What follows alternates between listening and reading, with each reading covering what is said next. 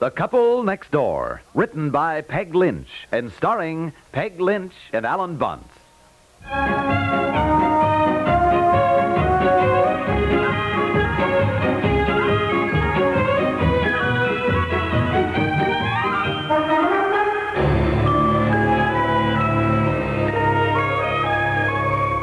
Betsy, I want you to put the breakfast food box down. I want you to stop reading it and eat your breakfast. You hear me?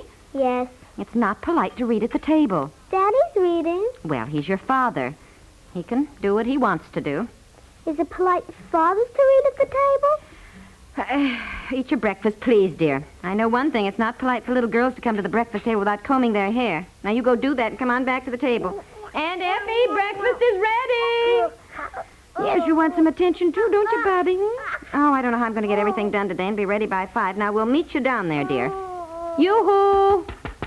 What? Honestly, really. Did you hear Betsy a minute ago? Betsy, no. Well, I asked her not to read the breakfast food box. It isn't polite at the table. And she said you were reading. Was it polite for fathers to read at the table? Oh. Yeah. Well, honey, it's about the only time I get to see the paper. Well, I know, dear, but... Good morning. Oh, good morning, Aunt Effie. Now, Hi, Aunt Effie. My hair appointment is at 9:30. Are you sure you can give Bobby his bath? Mm-hmm. I don't think we'll have any trouble, will we, Bobby? Then I'll do some shopping. I've got to get groceries, too. And I'll get back in time to get dressed. Then when Betsy comes home, we'll be ready to go, except for getting her dressed. Mm-hmm. Is she wearing her pink velvet? Oh, yes, I think that would be best. Now, do you want me to bring you down anything, dear? A clean shirt or a different tie? Dear? Oh, yes, I wish you wouldn't yell like that. Well, you don't honey. seem to hear me otherwise. Is that what you're wearing? Is this what I'm wearing? Yeah, this...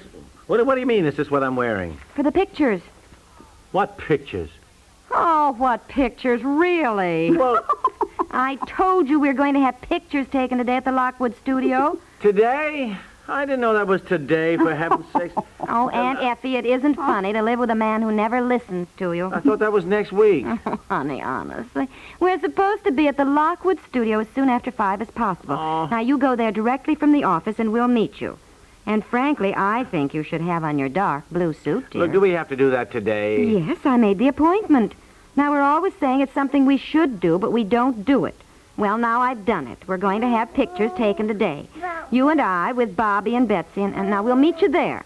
No. Look, I'll have to come home and change if we're going to do it. I can't wear my dark blue all day. It'll be wrinkled and... You better get home by 4:15 then. Now, let's see, Betsy's hair has to be curled. And you mustn't forget to take a bottle for Bobby in case he cries. Oh, yes. Boy, I know already what this is going to be like.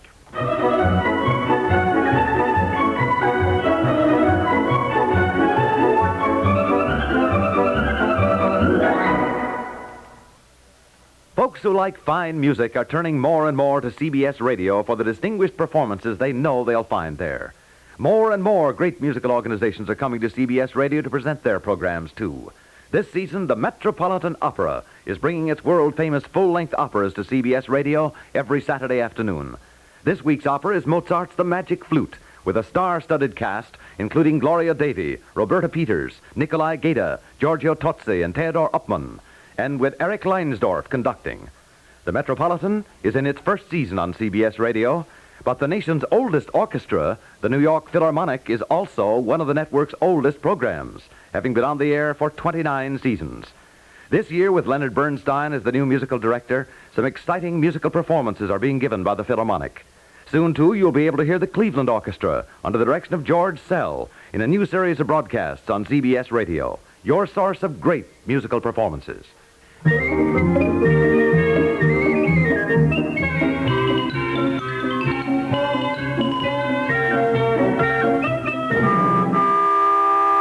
Betsy, will you please get your shoes on? Aunt Effie, is the baby ready? Yes, I'm just bundling him into the car robe. Oh, look at my hair. I messed it all up getting my dress on. Oh, would you ask him, please, to stop honking, Aunt Effie? Betsy! Will you please stop honking? Well, what in Sam Hill are you all doing? Getting ready. Getting ready, my gosh. I don't know what goes on around here when you got all day to get ready. I came home, I took a shower, I got dressed, and you're still not ready. Thought we were supposed to be down at that photographic studio by 5 o'clock. Well, I'm ready, but of course I'm not having my picture taken. Put it on. No, I won't. Oh, Now what look is the here. matter now? I don't know. I do know this baby is so bundled up that if we don't get started... There. There, Bob. All I know is that you will put that ribbon in your hair or you are not going at all, and that is final. I don't care. Look, may I ask just what is going on? I want her to put that little pink bow in her hair, and she wants to put some cheap-looking rhinestone barrette that she found. It's beautiful, and they're not rhinestones, they're diamonds. Oh, diamonds. Look at that cheap barrette, will you? Put the pink ribbon in your hair, will you, Betsy, and hurry up? It doesn't look as pretty, Daddy. Put the pink ribbon on and hurry up. No. That's right. Go ahead and cry so your eyes are all red and puffy for the picture. This ribbon looks awful. Get your coat on. Now, what's the matter with you? What's the matter with your hair? Nothing. Why? I don't know, it just looks funny. Oh, that's a nice thing to say just as I'm going to have my picture taken. Well, I don't mean it looks funny, exactly. I mean it looks different. They didn't do it the same way as they generally do, did they? Come here. Come here. Look out now. No, what are you going to do? Too set, you know. I mean, it should be more casual, honey. Yeah, don't, Here, don't. Oh, leave me alone. Now look at it. Oh, well, I'm sorry. I didn't... You don't get going. Oh, honestly, he just rammed my hair all up. Oh, golly, all right, I'm sorry. Come on, Betsy, Aunt Effie. Aunt Effie, take Bobby and go out and get in the car, will you? Come on, Aunt Effie, please, go on. Take him, will you? I've been ready for ages. Of course, it's not so important my being ready, since I'm not the one who's having her picture taken. You'd better hurry, dear. Honestly, look at this. Yes, I will, Aunt Effie. Oh, really? Look, come on, huh? Dear, do you think we ought to have one shot taken with Aunt Effie in it? Aunt Effie, no. I mean, I thought this was to be just us, the two of us with our two children, just the family. Well, all day she has made little remarks about how she has never had a really decent picture taken of herself. Well, it's not our fault. Well, I suppose she hasn't been able to afford it.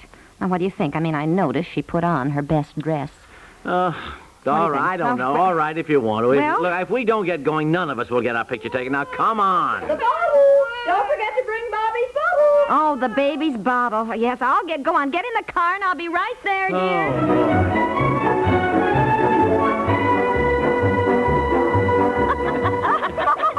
Yes. Oh, I wish the photographer would hurry up while everybody's in a good mood. Now, look, let your hair alone, will you? Stop combing it. It looks fine. Does it, dear, really? Yeah, it really does. And it looks very, very nice. In fact, my golly, you look lovely. Thank you, Yes, you dear. do. Well, you look very nice, too. When are we going to have our picture taken, Mommy? Oh, very soon, I hope. The girl said he'd be right with us. They're a little behind schedule after all our rushing, huh? Hello, Bobby. Oh, he's Mommy's. Yes, he's Mommy's darling. Let me hold him, Aunt Effie. No, you'll get all wrinkled. Well, I don't want you to get all wrinkled either now. You're going to be in some of the shots with us. No. Oh. This is going to be just your family. Aunt Effie, I don't want any trouble from you now. Aunt Effie, Yes, dear. you have to have your picture taken with us because you look so pretty. Thank you, Bessie, dear. Look at Bobby. Look at him smile. Look. Oh, if the photographer could just catch that. Oh, Hi, Skipper boy. isn't he darling? Oh, honey, he is the image of you. Yeah? Yeah, he's just the image of his daddy. Did you hear that? He laughed. He did. Did you hear that? I don't think it was really a laugh, dear. Oh, if the photographer could just recapture that smile of Bobby. Mommy, Uh-huh. when is he going to take our picture? Well, I don't know, dear. The girl said he'd be right with us, dear. I'm hungry. Well, we'll eat afterwards. We'll go back home and dinner will be ready. I've got a roast in the oven. I'm hungry now. No, I don't blame her. Look at the time. You know it's nearly 5:45. We've been sitting here for 20 minutes already, waiting for that... Well, I'm sure it won't be long now. Goodness sakes, don't start fussing. The important thing is to keep everyone in a good mood. If only he'd take us now. I'm going to go and ask what's holding everything up around here. Betsy, please, darling, don't sit that way. You're wiping your shoes all over your dress now. Well, let's go. Now, don't be silly, dear. We can't go yet. Look, we had an Sit up, appointment please, will 25 you? minutes ago. Sit- We got oh, two children out here. Seems to me that some consideration should be shown. Oh, dear, now he's going to get himself in a rage. Dear. Never mind, honey. Come here, darling. Darling, come here. It certainly is hot in What here. is it? What's the matter, huh? I didn't What? want you to start an argument with the girl. My goodness, you'll just get yourself in a bad humor, dear, for the picture. Look, we had an appointment 25 minutes ago. Seems to me that some consideration should be shown people who have children. Let's go. There, now you see, she's ready to go. Well, don't talk about it. My goodness. I'm tired. It's hot I here. must say it is warm. Now, Betsy, please, put your feet down. You're getting them all over my good dress. Put your feet down, Betsy, will you? Your tie is crooked. Yeah, it's so close in here. There's no ventilation in this place, and... Well, no. How'd you happen to wear that tie? Why? I don't know. I mean, for a picture, I just don't think I'd have worn that one, dear. Well, it's a fine time to tell me for people. Well, never mind. Will Let you it go. stop combing your hair? Well- Look fine before. Now, just let it alone, why don't you? Let's go home. It won't be much longer, Betsy. No, darling, now just be patient, Yeah, sweetheart. now, look, you be Daddy's good girl. Oh, there. The man's motioning us to come in. Come on, at last. Yeah. Come on. Yeah. Oh, Bobby, no. Oh, please, darling. His bottle. Where's his bottle? His bottle. I left it out in the car. Go out to the car and get his bottle, Daddy. There. Now, Bobby, please, dear. Oh, look, we're going to have our picture taken. Darling.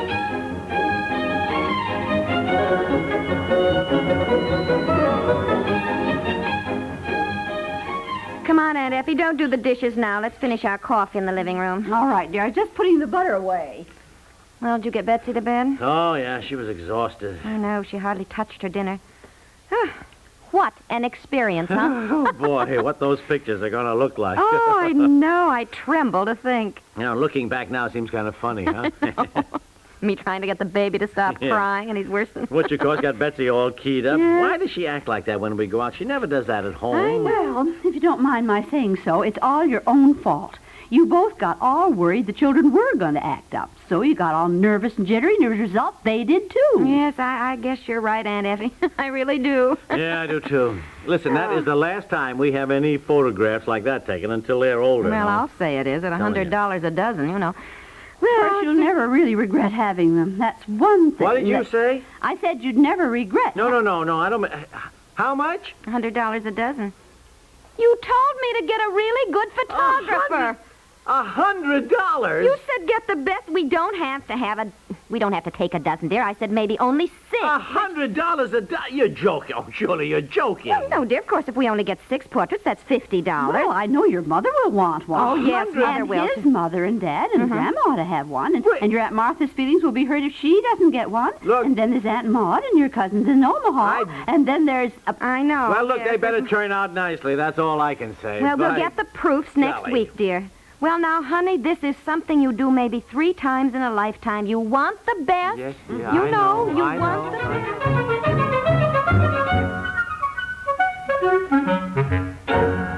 Every weekday evening on CBS Radio, Lowell Thomas and Edward R. Murrow tell you what's happening simply and directly. Hear them regularly on most of these same stations.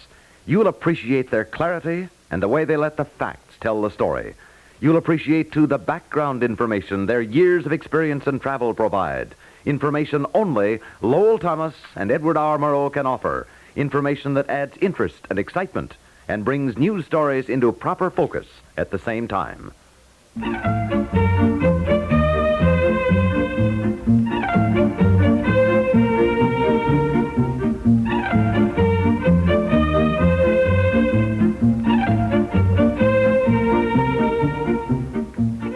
The Couple Next Door is written by Peg Lynch and stars Peg Lynch and Alan Bunce with Francie Myers, Margaret Hamilton, and Madeline Pierce, and is produced by Walter Hart.